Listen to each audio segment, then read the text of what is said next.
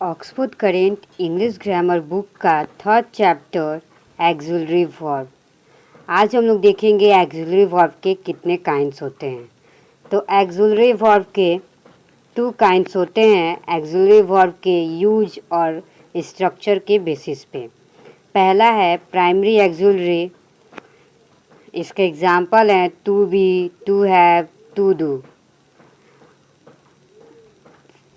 Verb to be का example है be, am, is, are, was, were, being, been. Verb to have का have, has, had, having.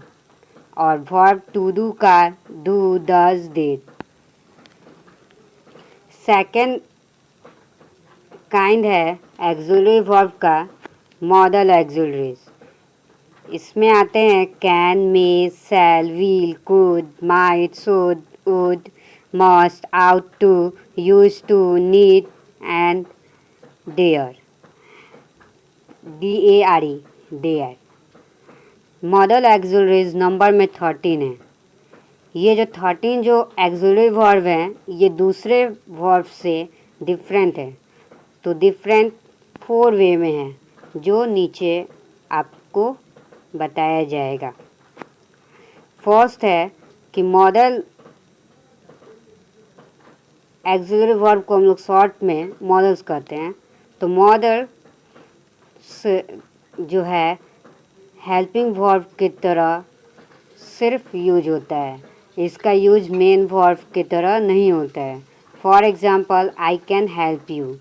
Can जो है helping verb की तरह use हुआ है। इस वर्ब का एस, V1, V2, V3 और ING फॉर्म नहीं होता है, इसलिए ये हर एक पर्सन के साथ यूज किया जाता है, चाहे वो फर्स्ट पर्सन हो या सेकंड पर्सन हो या थर्ड पर्सन हो या सिंगुलर नंबर हो या प्लूरल नंबर हो। थर्ड है कि आउट टू और यूज्ड को छोड़ करके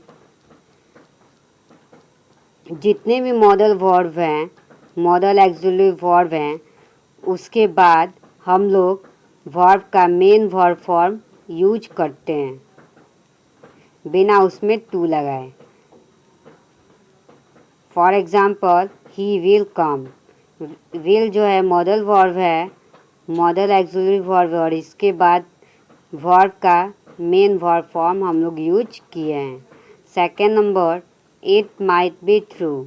माइट हम लोग का मॉडल एक्सिलरी वर्ब है और इसके बाद वर्ब का मेन वर्ब फॉर्म यूज हुआ है। फोर्थ है कि निगेटिव वर्ब फॉर्म बनाने के लिए हम लोग मॉडल वर्ब के बाद नॉट का यूज कर देते हैं। और अगर इंट्रोगेटिव वर्ब फॉर्म अगर बनाना है तो सब्जेक्ट के पहले इस मॉडल वर्ब को रख देते हैं। For example he can not get this. Can का निगेटिव वर्ब फॉर्म है।